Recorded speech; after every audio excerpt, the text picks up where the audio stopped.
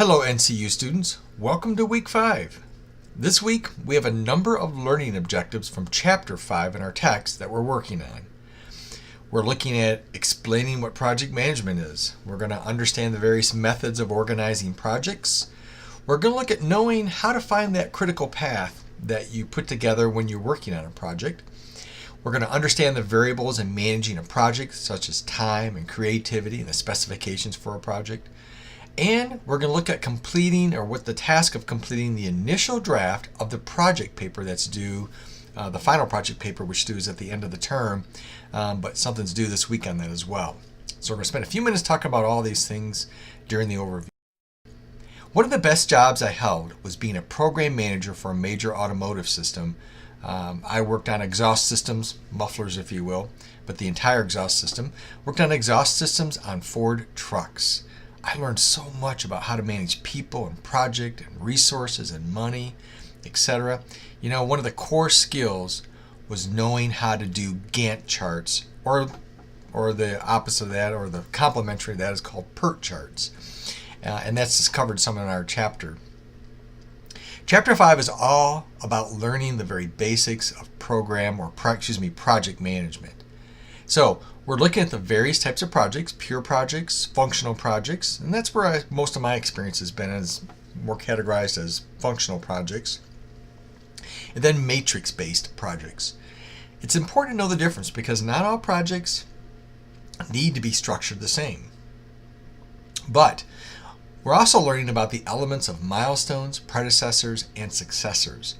These elements become the basis for network diagrams that give you a visual of how to find timing problems and spot opportunities to reduce delivery time of the project. It's that visual diagram, the network diagram is, that provides you the opportunity to see the critical path that you have to pay attention to. Unsaid in the text, but frankly learned through some of my own experiences, some following points. 1, have fun as you manage projects to completion. It is very, very rewarding to take a project from start to beginning, following a project management thinking and concept to get there. Number 2, I'd say, listen, that learning project management is a pathway into a lot of different industries. If you can manage projects and work your way into program management, you can go in a lot of different directions during your career. And then 3rd, I would say ask a lot of questions and follow up on details, even when people are offended. Yep, people get pretty annoyed when you pin them down on answers, or where you pin them down and you want to get answers.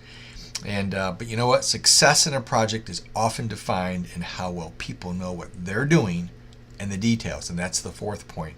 It's the details that keep projects from being successful. And one of your jobs as a project manager is to make sure that people are doing the work and they know the detail of the work that they're doing. Let's talk for a moment about the project paper. Instead of a final exam, I want you to work on a project paper. It's in the syllabus. But you might be surprised to know how many college graduates do not know how to critically analyze a problem, write a solid paper about the problem and the solution, and then present those solutions in a convincing way to their management. I know this seems very cliche, but in doing this project successfully in this class, you're going to start to develop that skill or improve that skill that most of your coworkers likely do not possess. And I hope you do not dread this project to the point of just being paralyzed by it. I want you to have a skill that's vitally critical to your success as a leader in your career. In this project paper, you must think like an operational leader.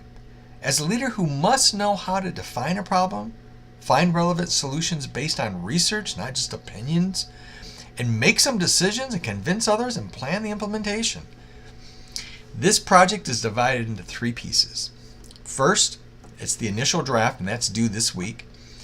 And then second would be the final draft, which is due in week 7.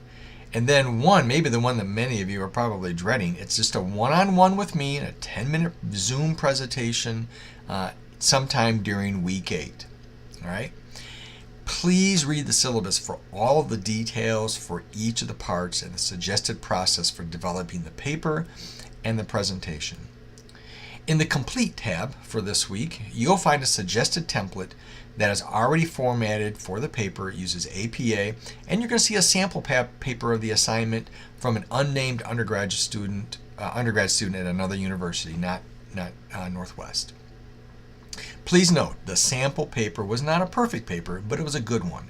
So use it as a starter, but don't treat it as a perfect model. Okay? I want your final paper to be the model paper I can use for the next class. All right? So the initial draft paper due this week will be your best effort at this point in the course. You will have an opportunity to fix problems and make improvements for the final paper due in week 7. The draft should include, that you're going to do this week, the initial paper. That paper should include 2 or more citations to some scholarly work, and it can include the course text as one of those citations. As I grade your initial draft, I will make suggestions to improve the final paper, the one that's due in week 7.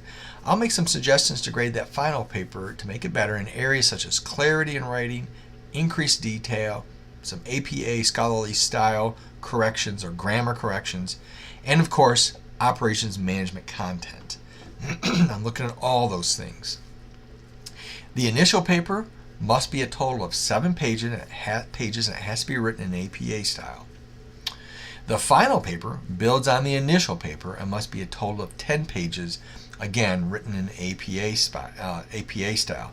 These papers build on each other. So what you do in the initial paper actually is, if you will, 7 of the 10 pages that's due in the final paper. So the more work you put into the initial paper now, the easier completing the final paper will become. Be sure to study the rubrics for all 3 parts of this project. You can find them at the end of the syllabus. Okay, that's it for now.